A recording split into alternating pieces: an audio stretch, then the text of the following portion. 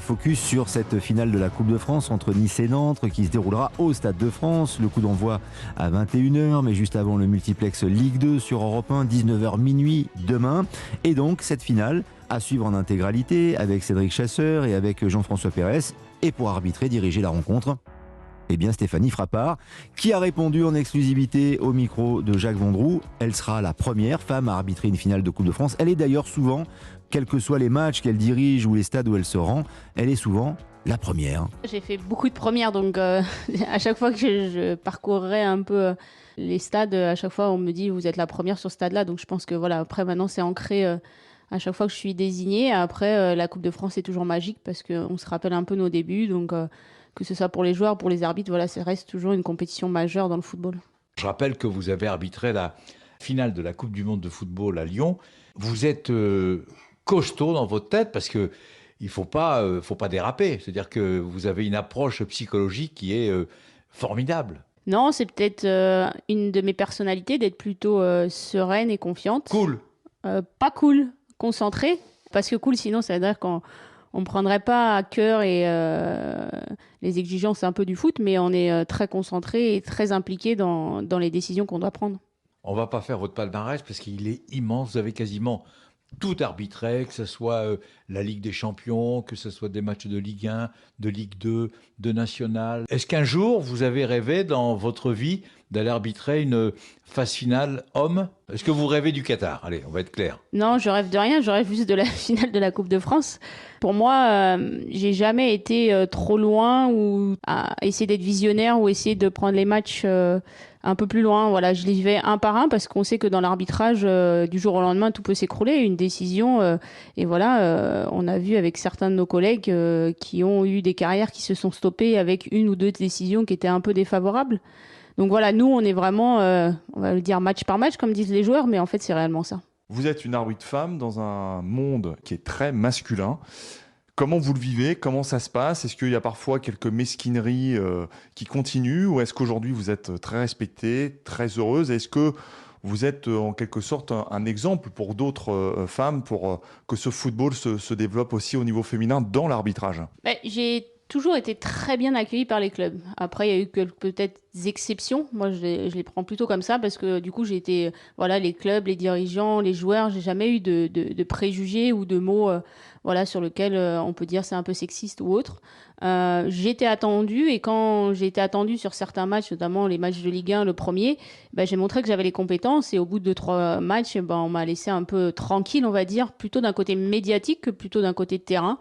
Parce que voilà, l'arbitrage, moi, j'ai démarré en 96, donc maintenant, ça fait quelques années. Donc quand on arrive en Ligue 1, c'est que on a quand même l'expérience et quelques années. J'ai fait à l'époque 1 an de CFA2, 2 ans de CFA, 3 ans de National, 4 ans ou 5 ans de Ligue 2. Donc forcément, quand je suis arrivée, j'avais un bagage technique important et une expérience importante. Donc voilà, après, je sais que ça permet de susciter des vocations parce que voilà, je pense que d'avoir des filles au plus haut niveau, ça permet de se rendre compte à certaines jeunes filles qu'elles peuvent le faire, qu'il y a la possibilité d'y être. Mais après, plus il y aura de joueuses, plus il y aura d'arbitres, plus il y aura de dirigeants. Donc c'est aussi un vivier important qui doit venir du nombre de joueuses qui évolue depuis 2010 de manière très importante. Stéphanie Frappart, petite question sur cette finale de Coupe de France.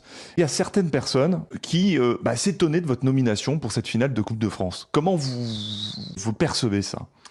Alors moi, j'ai aucun réseau social, je lis pas les journaux, donc je suis très détachée par rapport à tout ça.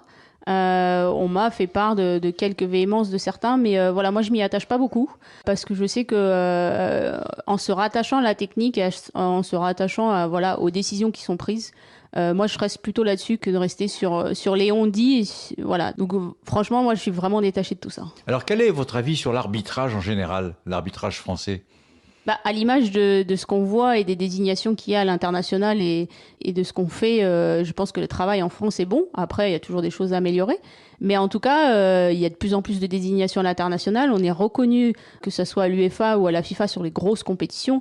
Et pour nous, c'est vraiment le point fort. C'est vrai qu'avec Pascal Garibian, qui est votre patron, entre guillemets, de l'arbitrage au sein de la Fédération française de football, il y a eu des moments où les arbitres français ou les arbitres françaises avaient été un petit peu oublié et on s'aperçoit que depuis 2 ans, voire 3 ans, les arbitres français sont sollicités quasiment dans toutes les compétitions. Oui, vous avez... Je serais tenté de dire enfin. Je ne sais pas si c'est enfin, mais après, le travail paye. Notre travail à nous, le travail de la fédération et des instances paye aujourd'hui, et tant mieux pour nous. On est quelques-uns à être sur toutes les compétitions à l'UEFA et à la FIFA. Vous voyez, il y a toujours des arbitres français.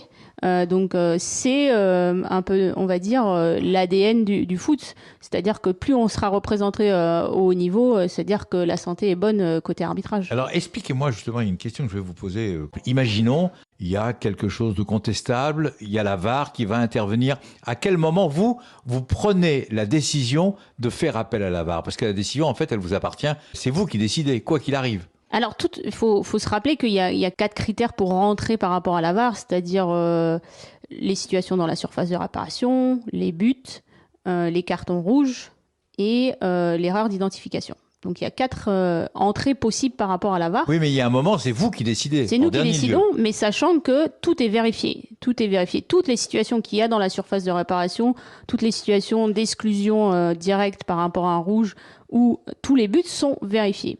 Après, il y a différentes situations où on est appelé, notre collègue de la VAR nous dit nous, on doit expliquer ce qu'on a vu, comment on a décidé, et après, en fonction des éléments, il va nous inviter à aller voir les images, et on ira voir les images, et on décidera de notre fait si la décision, elle doit être changée ou pas. Parfois, on a l'impression, mais vu de notre téléviseur, qu'à l'esprit et la lettre, vous savez, sur quelques centimètres, on va attendre 2 minutes, on va attendre latence, on voit les joueurs qui lèvent les bras au plafond, puis après...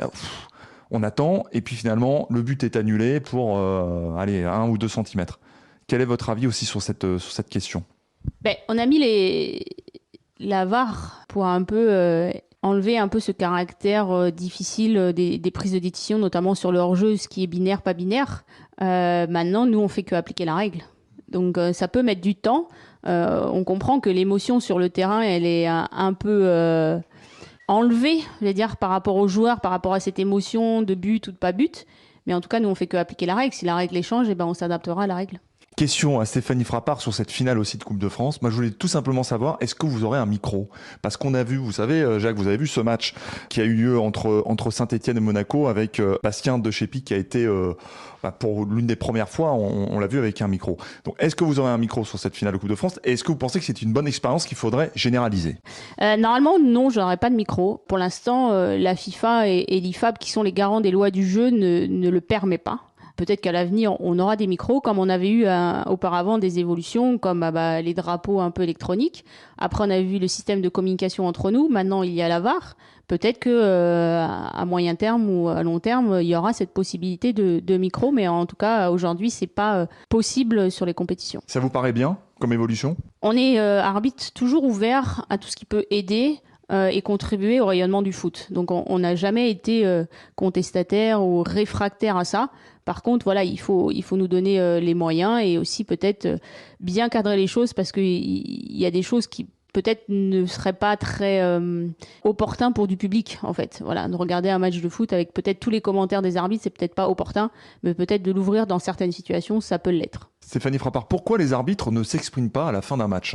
Alors, le temps d'expression, je pense, n'est pas le même que peut-être celui des joueurs. Je pense qu'on a pu s'exprimer dans les médias peut-être après plusieurs jours parce qu'il y a besoin, après un match, de peut-être décompresser un peu, de prendre du recul parce que forcément, quand on est dans un match, que ce soit un joueur, un dirigeant ou autre, on n'a pas forcément tous les éléments que le public ou les médias ont. Et donc, c'est aussi peut-être se mettre en difficulté en répondant trop vite et sans avoir un peu cette capacité d'analyse, sachant que on est quand même les seuls qui reconnaissent un peu nos erreurs quand on va à la VAR, quand on change une décision. Donc c'est aussi cette capacité-là à avoir un peu de recul pour prendre des décisions importantes. Est-ce qu'il vous est arrivé de rentrer dans le vestiaire après un match et de vous dire, là je crois que j'ai fait une boulette, je crois que je me suis trompé? Oui, bien sûr.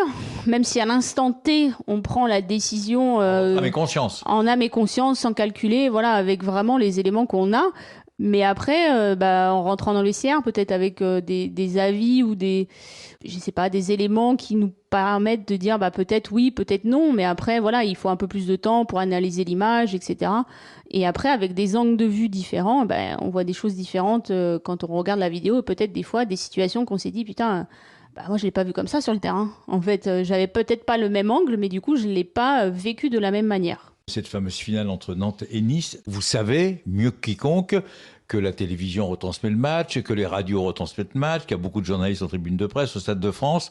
Vous allez être scruté, on va regarder vos faits et gestes. Est-ce que vous pensez à tout ça ou vous avez réussi à zapper l'immense pression qu'il y a autour de vous? Par expérience et par rapport à tout ce que j'ai un peu vécu, que ce soit en Ligue 1, en Supercoupe, les finales de Coupe du Monde ou les gros matchs importants, plus on sera concentré sur la partie rectangulaire, c'est-à-dire le terrain et les décisions, plus les décisions elles seront bonnes, plus on sera à même de juger. Donc c'est vrai qu'on a un gros travail de sortir un peu tout l'environnement autour et vraiment de se focaliser sur les décisions. C'est un peu ce que j'ai dit sur les matchs ou quand je passe un peu d'expérience, des messages avec mes collègues, c'est dire voilà, plus on sera concentré sur le terrain, et plus on sera à même de décider. Vous êtes consciente aussi que vous êtes un exemple pour les gamines qui veulent devenir arbitres de football? Oui, je suis consciente de la chose. Je savais en commençant et en étant un peu plus médiatisée que ça faisait partie du rôle. Je suis pas féministe en l'âme, j'essaie pas d'essayer de pousser vers la femme, mais plutôt de dire laisser les gens s'exprimer et après on les juge par rapport à ses capacités et ses compétences. Mais au moins déjà d'ouvrir la porte et de voir que c'est possible, ça va permettre à des jeunes femmes du coup de prendre un peu plus de confiance en soi et arriver à prendre peut-être des places qu'elles auraient peut-être pas pu avant. Et justement, Stéphanie Frappart, est-ce qu'il y aura une autre Stéphanie Frappart? Est-ce qu'on va voir de plus en plus de femmes arbitrer des matchs de Ligue 1, de Ligue des Champions et aussi de Coupe du Monde? Je l'espère. En tout cas, en Europe ou à la FIFA, il y a d'autres filles qui ont fait, et on le voit dans d'autres championnats, que ce soit au Brésil, on l'a vu à la Coupe du Monde des clubs au Qatar il y a 1 an et demi, il y a eu sur les Coupes du Monde U17 des arbitres. Et en France, oui, je l'espère. Moi, je retransmets aussi toute mon expérience. Je travaille un peu avec les arbitres de D1 féminines pour les faire évoluer, pour leur apporter mon expérience et mon expertise. Et je vois que voilà, il y a de plus en plus de jeunes filles qui arrivent, de qualité.